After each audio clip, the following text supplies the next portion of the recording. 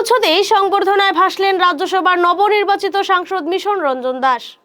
বিশাল শোভাযাত্রা করে করিমগঞ্জে জেলা গ্রন্থাগার প্রেক্ষাগৃহে তাকে রাজকীয় সংবর্ধনা দেওয়া হয়। রাজ্যসভার সাংসদ নির্বাচিত হওয়ার পর আজ নিজের শহর করিমগঞ্জে পৌঁছলেন মিশন রঞ্জন।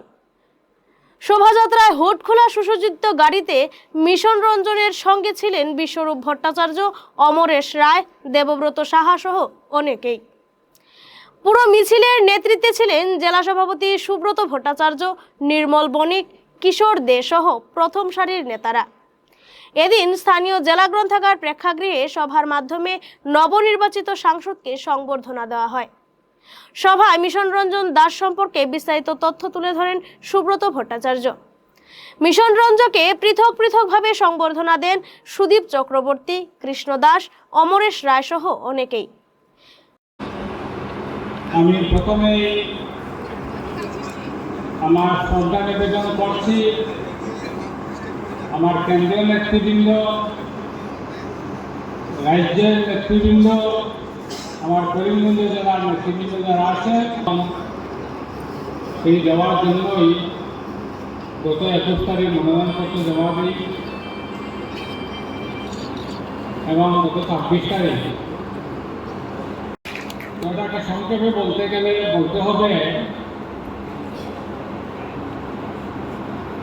আমার যেটা বিশ্বাস, দলের নিষ্ঠার সঙ্গে কাজ করলে পুরস্কার পেতে পারে, যে কেউ পেতে পারে। এটার জন্য তপস্যা দরকার, সকলকে তপস্যা করে যেতে হবে। আপনার উপহার আপনার কাছে আসবেই। আমার অনেক দিন আগে করে মনে হয়, আমার ছেলে যখন 4 বা 5 এরকম, আমি 2010 হবে, 2010-এ হতে পারে। আমার ছেলেটা এইরকম হঠাৎ হঠাৎ এসে প্রশ্ন করে আমাকে যে বাবা একটু বুঝলো এমএলএ কীরকম হয়, তারপরে এমপি কী করে। তো আমি তাকে বললাম যে এইভাবে তো এমপি হওয়া যায়। তো তুমি চিন্তা করো না, আমিও একদিন সাংসদ হবো। তাকে বলছিলাম, আমার ছেলেকে বললাম আমি একদিন সাংসদ হবো। এটা এই জন্য বলছিলাম যে 2011 নির্বাচনে জয়ী হব আর বিধানসভা নির্বাচনে পারবো না, এটা মনে বাস। কিন্তু মনও চঞ্চল, কিন্তু মনের একটা লোভ আছে, মনও কিন্তু চাকরি চায় না। তো মনে হয় এটা ছিল যে মেয়েতে হলাম। আর আসাম রাজ্যে আমাদের প্রস্পেক্ট বা কতটুকু আছে, তো বিধায়ক বারবার কি দরকার আছে, পারলে বা রাজ্যসভায় যাবো। যদি দল ক্ষমতায় আসে, দলের সেই শক্তি আছে, এটা থেকে বললাম। কারণ এটা লোকসভা আমাদের সংরক্ষিত আসন ছিল। তো দেখেন, এমনি মন থেকে বলছিলাম হয়ে গেছে, এটার জন্য তো কাজ করতে হয়েছে। আপনারা 2011 ইলেকশনের পরে ভারতীয় জনতা পার্টির যে দুর্দশা, করিমগঞ্জে যারা কাজ করেছেন আপনারা জানেন। আমাদের অফিসে কার্যালয়ে যাওয়ার রূপ ছিল, স্লোপ ছিল।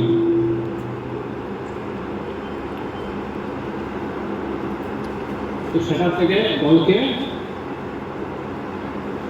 ঘুরে দাঁড়াতে হয়েছে।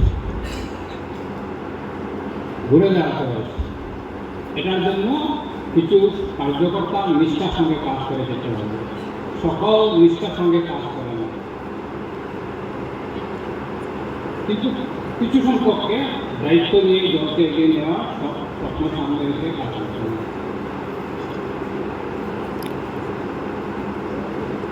এই যে রাজ্যসভা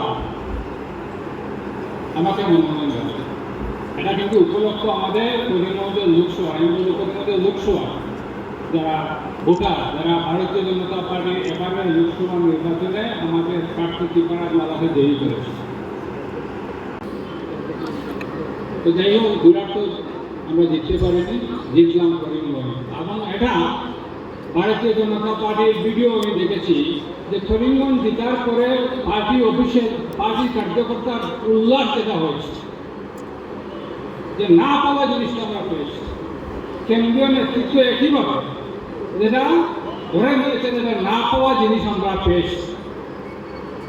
আর এটার যে বহিঃপ্রকাশ, এরা আমাদের আসামের মাননীয় মুখ্যমন্ত্রী আমাদের কিছুদিন আগে রাজ্য কার্যকরী কমিটির সভা হয়েছিল গৌহাটিতে, সেখানে তিনি বলেছেন